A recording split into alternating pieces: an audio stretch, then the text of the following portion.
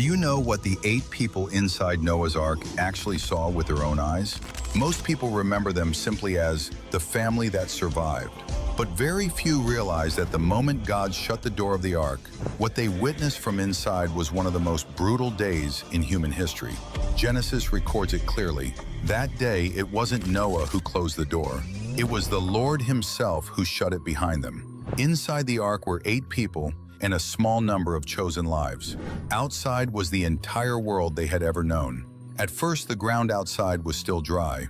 Perhaps they could still hear laughter in the distance, the sounds of animals, the rhythm of ordinary life. But they all knew one thing. Once that door was closed, there was no going back to check one last time.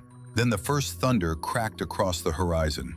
Rain began to strike the wooden walls, soft at first, then heavier, closer, relentless. The ground started to disappear beneath rising water. The ark lifted, rocked violently in the waves. Animals panicked and cried out.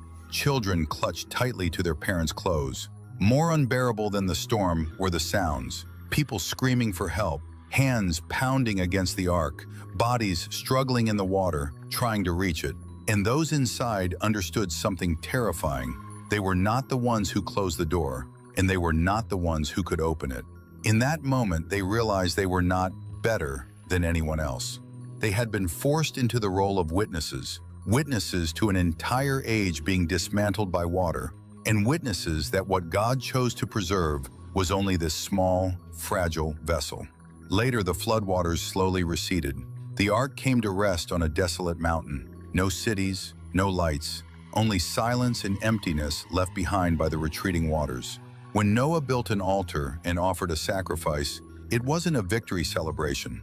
It was a survivor's confession. If not for God's mercy, they would have been no different from those who perished in the flood. So what this story truly tells us is this: what God saved you from was not just a disaster. He was pulling you out of an old way of living, giving you a chance to live differently in a new world. If you're no longer satisfied with merely surviving, but are willing to be among the few God chooses to rewrite the story, write in the comments, "Lord, use me to write the next chapter," and share this video with someone who is struggling right now. Let them know, maybe they haven't been abandoned. Maybe they've been placed inside the ark for a season, being prepared to step into an entirely new world.